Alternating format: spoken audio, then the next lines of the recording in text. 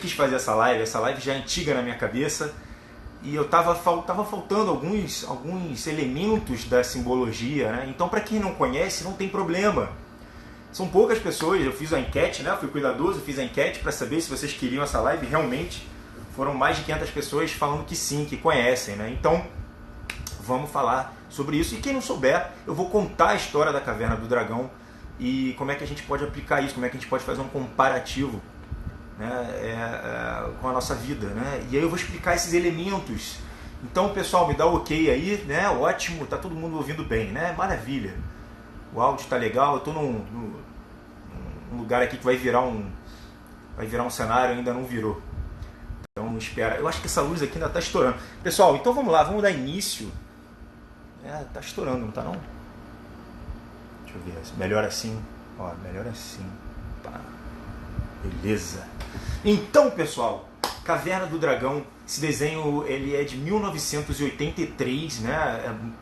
A maioria aqui já estava nascido, pelo que eu vejo ali, ou estava nascendo, né? Então a maioria está ali, tá naquela área ali. E aí a gente já começa abordando a qualidade do desenho, a diferença desse desenho para todos os outros comparados ao que a gente conhece, até inclusive quando a gente vê os desenhos hoje. Eu não sei quem tem filho, com certeza, mas a gente olha os desenhos hoje, são super coloridos e são muito alegres, muito felizes, e é uma bobagem só, né? E não que não tivesse aquilo na época, mas como é que é o desenho Caverna do Dragão? Olha, para quem não lembra, pode ver, tem tudo no YouTube. É um desenho sombrio, é um desenho sinistro, é um desenho que você olhava, aquilo prendia a tua atenção, porque o cenário era mais escuro, era sempre repleto de aventuras, de perigos, tinham monstros, tinham serpentes, tinham demônios naquela coisa toda. Então, muita gente foi contra o desenho naquela época, quiseram até proibir, alguns países proibiram, exatamente pela qualidade, como que era sombrio aquele desenho, né? Bom, e para quem não conhece, o desenho é o seguinte, era o meu preferido, né?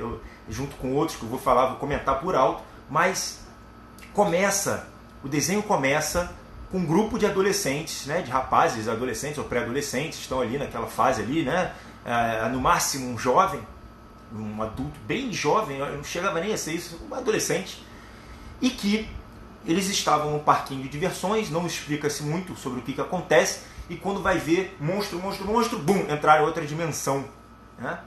E ali começa uma saga, Caverna do Dragão, é isso aí, é disso aí. E aí, o que acontece, né? Qual a primeira coisa que eu vejo que é diferente dos outros desenhos? Geralmente a jornada do herói não acontece dessa forma. A jornada do herói, vocês podem ver lá o Campbell, ou então qualquer outro desenho, qualquer outro filme que vocês conheçam, ela não começa dessa forma abrupta. Ela começa de uma forma onde o herói ele é cutucado e ele nega. Ele fala, não quero, não é pra mim, isso é demais, isso é loucura, né? Essa não. Essa é uma jornada de herói que é feita na força. Aquela coisa que simplesmente aconteceu. Certo? E aí eles entram nesse novo mundo. Qual é a primeira coisa que eles dão de cara? É com o mestre dos magos. O ancião, baixinho, muito sábio, calmo, que olha tudo de fora. E ele fornece armas, uma arma mágica para cada um. Beleza. Deu para entender até agora, né? Show. E aí, logo em seguida, aparece o Vingador. E aí eles perguntam, meu Deus, o que é isso? O que é esse Vingador? Aí o mestre dos magos fala, essa é a personificação do mal. Beleza, mantém aí. E aí, quem aparece também é o dragão Tiamat. E o dragão já chega atacando eles, e eles lutam contra o dragão, é uma coisa meio inútil, uma luta meio inútil, e logo em seguida, o dragão começa a atacar o Vingador, que é a personificação do mal. Nisso tudo, o mestre dos magos fica só de longe observando, ele não se intromete. Perfeito? E aí começa a saga, né? Então, o que vocês vão ouvir hoje é do Bruno Lamoglia. Eu nunca li isso em lugar nenhum. Eu não estudei dessa forma o desenho em si, né? Mas como eu assistia quando era moleque, lembro de algumas coisas, eu achei interessante formular essa nova tese, porque eu vi que tem muita gente que fica confusa. Eu mesmo falei sobre a Caverna do Dragão, tem muita gente falando, olha, Bruno, eu fico pé da vida com esse desenho, porra, porque acabou mal, não acabou, não teve fim, eles nunca conseguiam fugir dos mundos e não sei o quê, né? E será que o Mestre dos Magos é mau? Será que o Vingador é bom? Então vamos à simbologia, pessoal. Então, mesmo que você não conheça o Caverna do Dragão, a gente vai começar agora a ver símbolos, elementos que a gente consegue ler através simplesmente do nosso saber. O nosso eu sábio tem alguma coisa que lê símbolos, a gente sabe ler símbolos, né? Então o símbolo é algo que está acima da linguagem religiosa e sim acima da linguagem filosófica. Vocês precisam entender isso, a simbologia ela é engolida pela mente e aquilo faz um sentido. Tanto é que Jung faz a teoria dos arquétipos. Basta você ver um arquétipo e que todo mundo vai ter a mesma leitura em qualquer área do planeta Terra, beleza? Então o símbolo tem esse poder, a gente precisa entender um pouco mais de símbolo. Beleza? Então vamos lá. Então, qual é a minha teoria? Eu já faço um paralelo aqui com a caverna, do mito da caverna do Platão. Porque a gente precisa, olha só, tem no nome deles tem Caverna do Dragão, Dungeons and Dragons, né? Então, quando a gente fala sobre a caverna, a gente tem que lembrar do mito da caverna do Platão. O que é o mito da caverna do Platão? É que a gente vive um tipo de vida inconsciente, onde a gente é manipulado ou por pessoas ou por nós mesmos, né? E que através de um grande esforço e um chamado, você consegue, com muito esforço, chegar na superfície e sair da caverna, né? E aí quando você sai da caverna, você é um iluminado, você é uma pessoa que está mais avançada, você pode ser até considerado um sábio. E claro que existem níveis e existem metáforas, o próprio filme Matrix é baseado no mito da caverna, né? Quando ele desliga da Matrix, ele saiu da caverna. Isso não quer dizer que vai ser algo belo. E o que acontece quando você sai da caverna? Você fica cego pelo sol e depois você tem a opção de voltar para a caverna, e é muito perigoso para você salvar os seus amigos, ou você pode seguir o seu caminho, né, de iluminação enfim, e vai andar por aí. Então, quando eu pensei nisso, eu falei assim, olha, vamos pensar numa forma mais simbólica da Caverna do Dragão? E se esses moleques tiverem simplesmente entrado no mundo real? Vê se não faz sentido. Antes de vocês começarem a me xingar, né? Vamos ver se esse troço todo não faz sentido. Olha só. Como é que é o mundo real? Como é que é o mundo real? Quando você é adolescente, você é um bobão, você é um bobo alegre, né? Vive no parquinho de diversões, né? Só procura diversão, só procura prazeres, é o quarta camada, o quinta talvez, né? E aí que daqui a pouco vem a vida e te faz o seguinte, olha, você tem que trabalhar, meu amigo, você tem que servir, você tem que mostrar que você tem valor na sociedade, né? Senão a sociedade não quer você aqui, você vai ser um imaturo aqui, não serve para absolutamente nada, não adianta você estudar, não adianta você tá ali simplesmente existindo, você tem que fazer alguma coisa em prol da sociedade. Assim funcionam as abelhas, assim funcionam as formigas, assim funciona qualquer mamífero, e por que não seria assim com os humanos, né? Então a gente começa a ter a gente toma umas porradas da vida, né? E foi exatamente o que aconteceu com eles. Eles simplesmente deviam ser adolescentes imaturos e daqui a pouco simplesmente se tocam que estão no mundo adulto. E por isso que não é como as outras chamadas da jornada do herói, né? Por isso, porque a vida às vezes não tem essa chamada, ela simplesmente te impõe isso. Então o primeiro ponto que eu vejo que é o seguinte, eles estão ali se tornando adultos, eles saíram da caverninha deles, a caverna de ilusão, a ilusão do próprio adolescente, e eles agora têm que ir para o mundo real. E o que eles têm no mundo real? Bom, o mundo real, vocês sabem, né? Todo mundo aqui é adulto, a gente sabe muito bem como é que é o mundo real. Ele é repleto de perigo, ele é repleto de resistências, ele é repleto de aventuras, ele é repleto de não saber o que vai acontecer, né? Não é assim o mundo real? O mundo real é cheio de problemas, cheio de angústia, cheio de sofrimento. E aí eles começam a andar por esse mundo. E o que eles veem nesse mundo? Sempre tem, todo episódio é isso. Eles veem pessoas em sofrimento. Eles veem alguma coisa que precisam da atenção deles. Eles veem alguma coisa onde eles podem fornecer valor. Mas eles não sabem disso. Eles não sabem nem para onde ir, eles ficam vagando, assim como nós. assim como nós, né? A gente não sabe muito bem. Como é que você sabe? Como é que você sabe as coisas? Como é que você sabe para onde ir, né? Se você não tem um guia, você não sabe. E é por isso que vem o mestre dos magos. E o que é o mestre dos magos? Bom, primeiro ponto sobre o mestre dos magos. O mestre dos magos, ó, escuta isso, porque eu escuto gente boa falando besteira. O mestre dos magos não é um mago. Ele é um mestre dos magos. O que seria o mestre dos magos? Quem estaria acima de uma classe soberana de sabedoria? Seria um Deus. Né? Ah, mas eu não acredito em Deus. Tem problema, tem problema. Vamos tentar ver isso como simbologia. Pode acreditar aí no acaso, pode acreditar na essência, na energia, no cosmos, no universo, né? No livro O Segredo, sei lá. Acredita em que você quiser, beleza? Mas o mestre dos magos, ele é um Deus. Por que eu sei disso? Vamos comparar com o que a gente tem de concepção de Deus. Olha, quando que você escuta Deus na sua cabeça? Né? Quando você escuta aquela voz da intuição, quando você escuta aquela voz que parece que vem de fora, quando que você consegue ler os elementos da natureza? Quando que acontece isso? Olha, quando você está muito calmo, quando você está sem o processo mental gritando na sua cabeça, é quando você está em meditação, não é assim? E qual é o outro, segundo processo que você escuta bem? É no desespero. No desespero, ou então, perdão, não é nem desespero, é no momento pós-desespero, naquele momento de gratidão. São as duas únicos momentos onde essa galera escuta o mestre dos magos. Por que ele não é um mago? Olha só, mago geralmente tem chapéu, você pode ver isso, né? Uma das simbologias do mago é que ele tem chapéu. Então, o mestre dos magos não tem chapéu, né? Então isso é uma coisa interessante. E o mestre dos magos, ele aparece simplesmente no momento onde eles estão extremamente calmos, e aí eles não sabem nem para onde ir. Eles falam, olha, está aqui de bobeira, e aí o mestre dos magos aparece, manda uma charada, né? Algo mistérico, né? Lança um mistério no ar, dá uma dica que você não entende, né? Você nunca entendeu, então, sei lá, ele fala assim, como é que eu vou dizer? Vamos lá. Puxa vida, eu vou até ter que lembrar aqui uma frase dele, assim, mas seria algo como amares que vem para o bem. Você, o que você está falando? Que mal é esse? Que momento que isso vai acontecer, né? Sei lá, ele fala alguma coisa.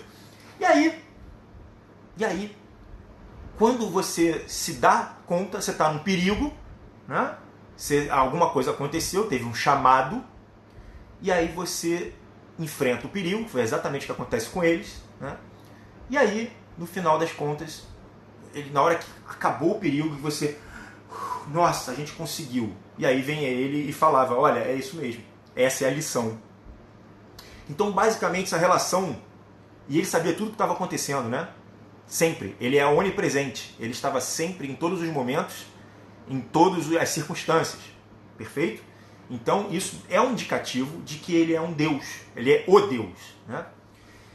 O segundo ponto que eu vejo que ele é um Deus é que é exatamente assim como a gente vê a vida, como a gente escuta a vida. Quando a gente tem essa parte dessas conexões que estão além da nossa existência. Né? Então, quando a gente tem essas conexões, nesses momentos de calma, e exatamente nesse momento que a coisa acontece. Você tem um chamado. A gente tem uma metáfora na Bíblia que é exatamente, se não me engano, é Jonas e a baleia. Jonas e a baleia, né? Deus fala para ele, vai lá e fala para aquela cidade, eu não lembro agora qual que era a cidade, vai lá e salva aquela cidade. Fala para eles que eu vou destruir essa cidade, se você não falar, eu vou destruir. Uma coisa assim. Fala que eles estão vivendo em pecado e tal. Ele fala, não, ele nega. O que isso quer dizer pra gente? Olha, várias vezes a gente tem um chamado da vida que a gente não pode negar. E assim é a nossa cultura. Ela é pautada em chamados. Opa, eu preciso fazer isso. Nínive, é isso aí. Eu preciso fazer isso. Eu nego. E o que acontece com Jonas? Né? O que acontece com Jonas? Ele é engolido pela baleia. Ele vai para as profundezas do abismo. Né? Então, veja bem, eles em nenhum momento negam a aventura. Quando eles querem negar a aventura, por exemplo, o Eric quer negar a aventura do escudo, né? Ele fala, isso é muita maluquice, eu não vou. Ele tem medo. O que acontece? Na mesma hora, vem algo pior e acontece com ele, e ele, pai, não, desculpa, tô indo. Vocês lembram disso? Vocês lembram disso? Porque é exatamente assim. Quando você nega um chamado divino, né, você também nega a sua própria natureza. Negando a sua própria natureza, algo terrível está para acontecer. Tá? Algo terrível está para acontecer. Algo vai acontecer para fazer com que você se movimente. Você vai, encara, e depois você tem outro patamar. Outro patamar que, se repetindo, quer dizer que é o seu sentido. Vou repetir. Então, todas as aventuras desses jovens, todas, têm um chamado indicado por um Deus e que eles aceitam. Quando não aceitam, algo pior acontece, eles se assustam ainda mais e eles se movimentam. A cada movimento, aquela coisa se repete, eles vencem mais uma batalha, assim como é a vida. A vida adulta, ela é repleta de resistência, de esforço, não é isso? De sacrifício, assim como Jonas na baleia, né? Depois ele vai e faz a coisa. Assim como Gandalf, lá no Senhor dos Anéis, ele fica evitando o demônio, vocês lembram disso? Eu evito o demônio, eu não vou bater no demônio, eu não vou brigar com o demônio vai para os pés dele, ele cai no abismo. Até ele sim é um mago, ele é um mago, ele tem chapéu e ele tem conflitos. Ele tem conflitos. Por isso que ele é cinza, ele ainda não decidiu se ele era branco ou negro, por isso que ele é cinza, ele está no limbo, por isso que ele é confuso.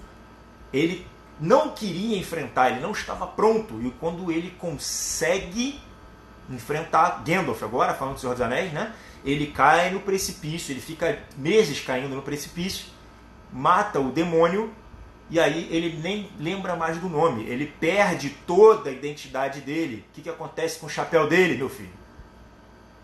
Não tem mais chapéu. Ele vira Gandalf the White, Gandalf o branco. Ele está decidido, ele é puro, ele é luz. Ele se torna como se fosse um deus nesse momento. Ele sabe o que vai acontecer no futuro, ele sabe como ajudar, ele leva uma vida búdica de aceitação, ele já não tem mais aquelas, como é que eu vou dizer, nebulosas mentais, né? A mente obnubilada, vamos dizer assim, né? Ele já não tem mais isso, ele vê claramente, ele é puro, ele já é uma mente pura, ele está no Atma, ele tem uma coisa, já vive pela verdade, diferente de antes. Antes ele ficava fumando e não sabia, estava com o anel na cara dele e não via, né? Voltando para os meninos. Então, como é que é a vida adulta? Bom, quem é o personagem principal do Caverna do Dragão? É o Menino Louro, tá? Não é o Mestre dos Magos. É o Menino Louro. Eu esqueci o nome dele. Ele é o principal. Por que ele é o principal? Ele é o líder dos outros meninos. Ele é o rapaz mais virtuoso, mais puro, mais justo, mais leal, mais corajoso. Coragem é a principal virtude dele, né? E aí o que você precisa entender? Que coragem é a principal virtude de todos os outros, todas as virtudes. E cada personagem representa um tipo de virtude ou de simbologia. Então você vê, o verdinho é um mago atrapalhado. Ele seria um intelecto. O intelecto é muito bom, ele sempre ajuda, mas o intelecto é atrapalhado. Ele não consegue ver. E esse aí, por curiosidade, tem chapéu, né? Você tem a menina, que seria aquela menina rosa, ela seria um tipo de proteção, invisibilidade. Ela tem uma pureza muito grande, ela é o arquétipo feminino da pureza. Você poderia até comparar ela a um arquétipo lá da Virgem Maria, alguma coisa assim, né? A menina morena, ela tem um bastão, ela pula, ela salta, ela é força, ela tem muita coragem. O menino Eric tem um escudo de proteção, ele já é um cara mais medroso. Às vezes ele é tentado a errar, às vezes ele é tentado a não ser uma pessoa muito virtuosa, muito ética, mas no final das contas ele sempre acaba sendo, né? E o menininho que tem o porrete, olha que simbologia interessante, ele é a força bruta da história. Ele é a força bruta da história. Como é que a força bruta é boa? Ele resolve coisas, não resolve? Ele vai, evoca lá o porrete dele, bate e resolve um monte de coisa. Mas é imatura, é esquentadinho. Ele não poderia nunca vir a liderar. Quem é que pode liderar? Só a coragem, a justiça, o justo, o virtuoso. Existe um outro arquétipo, né, que antigamente se falava muito, hoje em dia está enfim, preconceito, mas o rapaz é loiro. O fato dele ser loiro tem um sinal para as fábulas. Né, a pessoa loira tem um aspecto de pureza, tá? De nobreza e pureza, beleza? Então isso aí, né, falar isso hoje em dia é quase que crime. Mas isso aí é todas as fábulas onde fala cabelo dourado, cabelos loiros, pessoa de um cavaleiro nobre que era loiro, isso aí é ligado à nobreza e à pureza. Bom, e aí você tem o Vingador, né? No final, num dos últimos episódios, o Requiem, né? O que acontece? Durante os últimos episódios, o Mestre dos Magos fala que o Vingador é um filho, ô meu filho, né? E assim é a história bíblica também de Lúcifer, né? Seria uma representação do mal e que é filho de Deus, ou seja, ele só é uma criatura imperfeita, ele não representa o mal por si só, simplesmente por um motivo: o mal não tem representação por si só, ele não tem substância, ele é ausência de luz, ausência de conhecimento, ausência de bondade, ele é só ausência. E isso se revela no último episódio, onde o Vingador, né, com aquele aspecto de demônio, ele se livra de uma maldição com a ajuda dos meninos e ele se torna uma pessoa boa, né? E o que o Vingador quer? Ele quer as armas. Ele sempre quis as armas. Por quê que ele queria as armas? Não sei. Talvez para roubar a própria virtude, né? Porque aqueles meninos, eles são ajudados por Deus. Então vamos botar mais ou menos assim. Olha, na sua jornada de adulto, você não está sozinho. Você tem as suas virtudes e você tem armas, seja a motivo das circunstâncias, seus talentos, talvez seja uma família abastada, talvez seja uma possibilidade de um estudo, talvez seja nascer num lugar legal. Você tem armas. Você tem armas, independente da vida que você leva, da qualidade de vida, da dificuldade. Às vezes você está aí numa favela, às vezes você está num problema né, histórico, circunstancial, está num país em guerra, eu não sei. Mas a gente sempre tem alguma coisinha, alguma arma, alguma habilidade, alguma coisa. Então as armas podem representar uma condensação dessas virtudes ou simplesmente como é que eu vou dizer, acessórios que foram nos dados, né? Então a gente começa a pensar nas armas como algo, como um instrumento, um acessório que pode simbolizar essa arma. E aí você tem a Uni, que é a Uni é interessante. A Uni, eu quebrei o miolo aqui para poder entender a Uni. Olha só, a gente está falando de uma crianças, né, adolescentes, que foram para a vida adulta. Sempre que eles estão na vida adulta acontece uma aventura e no final eles têm a possibilidade de se tornar, de evasar, de ir embora, né, para casa, voltar lá para o parquinho de diversões. E a Uni é o motivo deles não irem. É o motivo que eles se seguram lá. Sempre acontece algo com a Uni e eles desistem. Eu já vi outros episódios que não era nada com a Uni, mas era algo que assim envolvia sacrificar os outros, né? Não eles mesmos, mas eles sempre falavam, olha, vai na frente, se salva e a gente vai ver qual é. Eu vi vários episódios assim. Vai lá, passa pelo portal para você ir embora, mas a gente vai ficar aqui até o final. A gente não vai poder fazer isso, a gente vai segurar vocês, né? Então eles estavam sempre ajudando alguém e muitas vezes eles tinham uma possibilidade de ir embora e a Uni não deixava.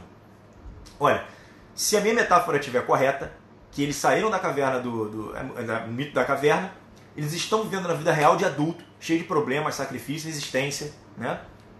Desgaste de energia, por aí vai. Quando a gente vê isso aí, uma das coisas que segura a gente pode ser o quê? A criança. Por que o pai e a mãe não largam tudo para cima e vão ficar viajando em parquinho de diversões e curtindo a vida? Geralmente por causa da criança. Muitas vezes é por causa da criança, né? E a Uni, ela é um unicórnio, o que simboliza algo raro, precioso, né? É bem raro. O unicórnio, ele é raro, precioso, não é? Não é assim que é o unicórnio? Ele é difícil de você encontrar, ele simboliza algo extremamente valioso pra gente e difícil. E ela é um filhote de unicórnio. Ela é um filhotinho, ela está sempre demandando atenção. Ela é o infantil, né? Ela é o lado infantil, inseguro, que demanda proteção, frágil, indefeso. E aí, sempre que eles falam, vamos voltar para o parquinho de diversões, porra, a Uni não deixa. Mas está tudo bem. Vocês podem ver que eles não reclamam. Pode ver que eles, de alguma forma, se eu não me engano, no último episódio, parece que eles têm a chance é porque o último episódio não existe, é só um roteiro, né? Então, parece que eles tiveram a chance de irem de volta pro parquinho de diversões, né? Mas eles não vão. Por que que não vão? Por que que não vão? Porque, olha só, como eu falei antes, as aventuras envolvem sacrifício, que envolve ajudar os outros. Eles estão sempre ajudando os outros. Faz parte agora do ofício deles. O ofício sendo feito de uma forma regular, constante, em prol do outro, vira o teu sentido de vida.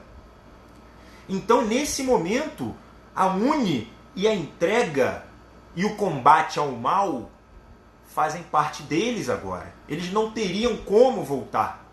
E se voltassem, a perda ia ser enorme. É por isso que eu falo para vocês, muita gente ficou frustrada, mas eles acabaram não voltando. Não, a vida não tem retorno, não tem como. E se retornar, a tragédia ia ser muito maior. Quem ia ficar com a Uni, quem é que quer salvar as outras pessoas, quem quer combater o mal, né? E aí você vê o Vingador sem forma, também vai se tornando uma pessoa boa, né? Agora, o que eu acho interessante nesse desenho, acima de tudo, é o seguinte. Primeiro, não teve a chamada do herói. A coisa aconteceu.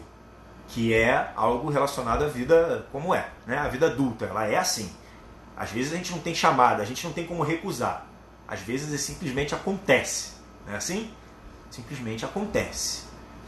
Veio a idade, tem que pagar uma conta, tem que ajudar alguém que está na pior. Às vezes nasceu um filho. Então, às vezes acontece, a gente não teve nem a...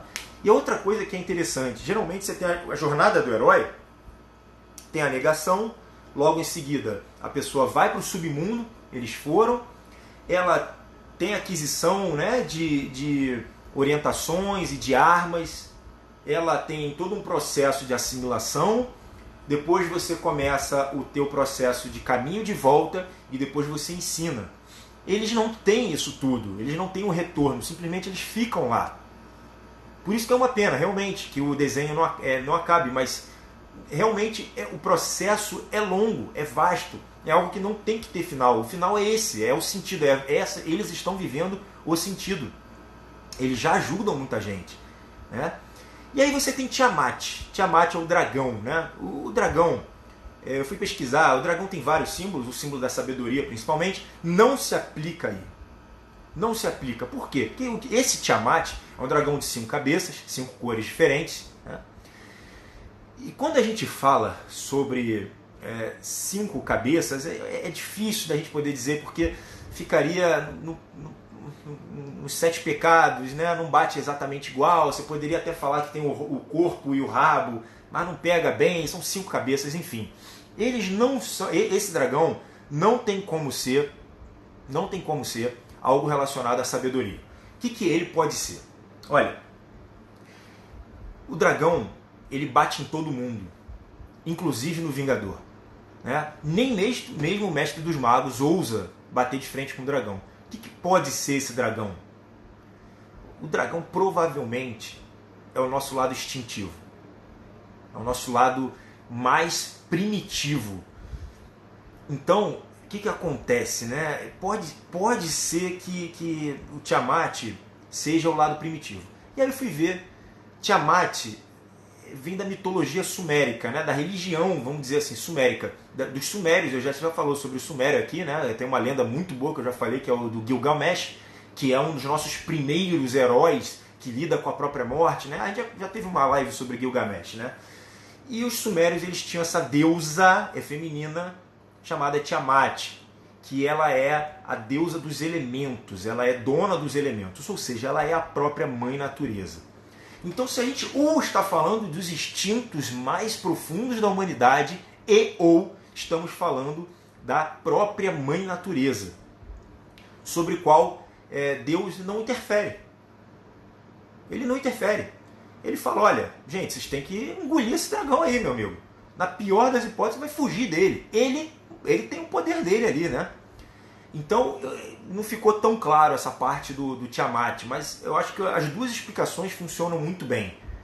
Se for um instinto, eu prefiro achar que é a Mãe Natureza, porque os instintos, né, a gente consegue ter domínio, a gente precisa ter domínio, né? Então é algo que acredito que dê pra gente trabalhar mais como uma Mãe Natureza, como uma coisa assim, olha, contra isso aqui, se ela quiser, ela vai expulsar a gente como um sopro. Então a gente respeita ela, né? A gente simplesmente convive e respeita. Nem mesmo o Vingador consegue combater o Tiamat. E você tem mesmo dentro do Vingador, como eu falei, o Vingador ele tem alguns momentos de clareza. Ele tem alguns momentos onde ele é bom e daqui a pouco ele se corrompe, né? Isso deixou claro para mim, mesmo quando eu era criancinha, que o Vingador não era totalmente mau. Nunca era tipo um Darth Vader, né? O Darth Vader que é corrompido depois se descorrompe, que está muito próximo com a natureza humana também. Tanto é que ele tem um chifre só. Se ele fosse mau, ele teria 2 chifres. Isso é engraçado a gente falar, né? O demônio que o Gandalf luta tem 2 chifres. O Vingador tem um chifre só.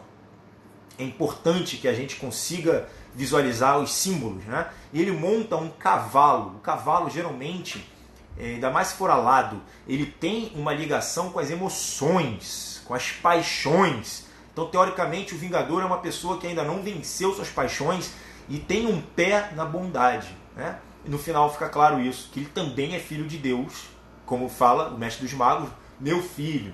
E ele se livra da maldição, né? Então poderia ser, por exemplo, algum tipo de perversão, de doença mental, poderia ser uma esquiva, poderia ser algo do gênero. E ele é corrompido por uma sombra, que tem menos forma ainda. Você vê que, porque simplesmente, quando a gente fala do mal, como eu falei antes, é a ausência de algo. Então ele tem uma sombra no ouvido dele, que acho que é chamada sombra mesmo, né? É um demônio que fica sussurrando no ouvido dele, indicando os maus caminhos para ele. Isso é sensacional, né? E aí uma coisa que eu lembro que é muito legal é de um filme chamado Hannibal. Se você já viu Hannibal, comenta aí. Hannibal é um psiquiatra que toca piano, pianista, psiquiatra, um gênio da medicina, mas que ele foi vítima de se eu não me engano, ele foi vítima de um regime comunista e alguns comunistas pegaram a irmã dele e mataram a irmã dele, comeram numa sopa e deram para ele comer a sopa, e ele mata todo mundo e depois começa a ter hábitos canibais, né? Então é um filme muito pesado, muito, muito pesado. E nesse filme, No Silêncio dos Inocentes, que é um antes do Hannibal, mas é sobre o psiquiatra, o Dr. Hannibal Lecter, né? Ficaram claros alguns arquétipos muito interessantes. Isso sim eu vi numa análise do próprio Olavo, que é o seguinte: você tem 4 símbolos ali. A Clarice versus o assassino em série, que eu não lembro o nome. A Clarice versus o assassino. E aí, ela pede ajuda para o Hannibal Lecter para poder desmistificar o próprio assassino em série. Ela precisava saber. O Hannibal estava preso e ela começa a ir na prisão visitar o Hannibal, e o Hannibal começa a seduzi-la e começa a fazer vários caminhos assim para ela, um puzzle, e fala: eu te dou um pouquinho que você me dá aqui, né? Vamos fazer um jogo. Mas a Clarice, ela é pura de alma, né? Ela tem uma mente mais perspicaz do que o próprio Hannibal. Então, nesses 4 elementos fica também Deus, que seria o chefe de polícia, o demônio, o diabo, que seria o próprio Hannibal Lecter, o assassino, que seria um diabinho, né? Todo perdido, cheio de paixão, alguém que é mais devoto ao mal, e a própria Clarice, que seria o mito do Arjuna, o guerreiro que está em processo de sabedoria, né? E de limpeza. E naquele momento ela ouve o chefe de polícia, engana o próprio diabo e consegue pegar o assassino. Então ali é um jogo muito parecido. Muito parecido. Talvez aquela sombra seja o próprio demônio, não sei. Acho que o nome dele é demônio mesmo, né? Demônio das sombras, é uma coisa assim. O Vingador seria um cara cheio de paixão, de emoção. Os meninos seriam a Clarice, né? Que estão no processo de apuração e sendo orientados por Deus. Sendo orientados por Deus nos momentos mais de clareza, de pureza. Não é sensacional isso, gente? Isso é incrível, né? Então, no final das contas, fica uma metáfora muito parecida em todos os aspectos, né? Com a diferença que não tem o chamado do herói e também não vai ter tampouco o retorno para casa para poder ensinar. Mas a própria ação deles seria a jornada do herói. Tá bom? Então, depois se vocês quiserem, tiver alguma dúvida sobre algum elemento que tenha faltado, deixa eu ver se tem alguma coisa aqui. Tem uma coisa muito legal que eu tinha falado aqui, né? Bom, falei sobre a deusa sumérica aqui, que é mãe dos elementos. O mestre o Vingador é o próprio amaldiçoado, né? Eles é que livram o Vingador da maldição. Mas tem uma coisa muito interessante que esqueci de falar. Eles estavam onde antes? Num parquinho de diversões, né? É um parquinho de diversões. Então, uma das coisas que eles estavam era ou um trem fantasma ou numa montanha-russa. E assim é a vida, se você não vai também para o mundo dos adultos, né? Você se mantém num parquinho de diversões e numa montanha-russa. A criança é um pouco assim.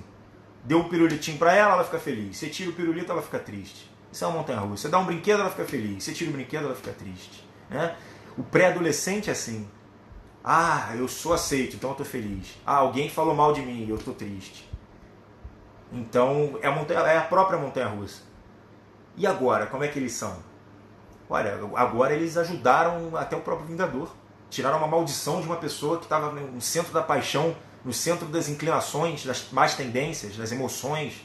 Uma pessoa que estava até já com o pé na maldade, junto com o próprio demônio dele, né? Eles ajudaram isso. Olha só que coisa incrível, né? Junto com a ajuda das orientações de Deus, né? Que a gente chamou de mestre dos magos, e do auxílio das armas e das virtudes. Perfeito? E da união deles. É muita coisa, né? Então, quando você vê o que eu preciso da minha vida, basicamente está tudo aí nesse desenho. É união, é um grupo, é um ajudar o outro, é a virtude do sacrifício, você poder sacrificar pelo outro, repetidas vezes fazer a mesma coisa, né? Se a Uni precisar, você fica lá para ela, e as coisas vão se desenrolando, vão aparecendo, e quando você vai ver, você já está lá em cima. É muito maneiro isso, né? Muito legal. Pessoal, até a próxima. Me manda aí mensagens sobre o Mestre dos Magos, qualquer coisa, se tiverem fotos aí eu posto, tá? E aí a gente vai falando sobre esses assuntos aí, outras simbologias. Eu espero que vocês tenham se divertido como eu. Fortíssimo abraço, até a próxima.